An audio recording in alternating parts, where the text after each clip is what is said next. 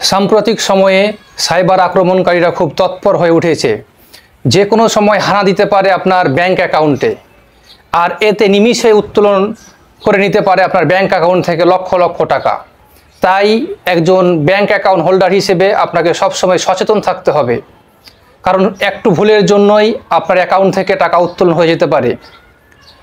বিশ্লেষকরা কিছু পরামর্শ দিয়েছেন, এইগুলো যদি মানা যায় এবং এগুলো পালন করা যায় তাহলে আপনার ব্যাংক অ্যাকাউন্টটি সুরক্ষিত থাকবে।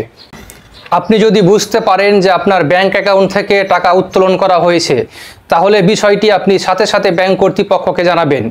ব্যাংক কর্তৃপক্ষকে বিষয়টি জানালে ব্যাংক কর্তৃপক্ষ অল্প সময়ের মধ্যেই প্রয়োজনীয় ব্যবস্থা গ্রহণ করবেন। আপনার অ্যাকাউন্টে যদি লেনদেন হয়, অর্থাৎ টাকা উত্তোলন করা হয়, আপনি সাথে সাথে একটি ফোনে মেসেজ পাবেন।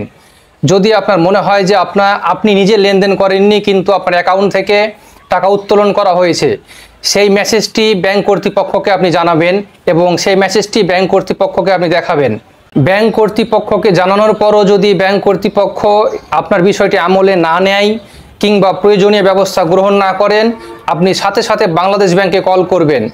বাংলাদেশ ব্যাংকের হটলাইন নাম্বার হলো, এই নাম্বারটি হচ্ছে বাংলাদেশ ব্যাংকের হটলাইন নাম্বার। আপনার ব্যাংক অ্যাকাউন্টের তথ্য অন্য কারো কাছে প্রকাশ করবেন না, কারণ অন্য কারো কাছে প্রকাশ করলে আপনার অ্যাকাউন্টটি হ্যাক হওয়ার সম্ভাবনা বেড়ে যায়।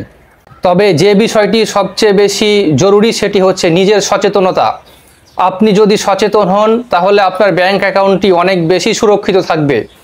যেমন আমরা এখন অনেকে মোবাইল অ্যাপস ব্যবহার করি, ব্যাংকিং অ্যাপস।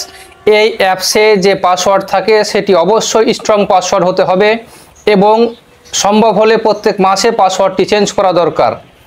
আমরা যে এটিএম কার্ড ব্যবহার করি, এটিএম কার্ডটিও অনেক বেশি স্ট্রং পাসওয়ার্ড দিতে হবে এবং আমাদের এটিএম কার্ডটি অন্য কারো কাছে না দেওয়া ভালো, বা তার পিন নাম্বার অন্য কারো কাছে শেয়ার না করাই বেশি ভালো।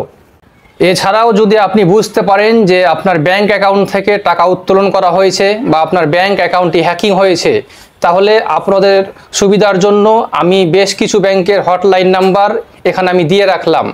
আপনারা সাথে সাথে সে নাম্বারে কল করে আপনারা ব্যাংক কর্তৃপক্ষকে বিষয়টি জানাবেন।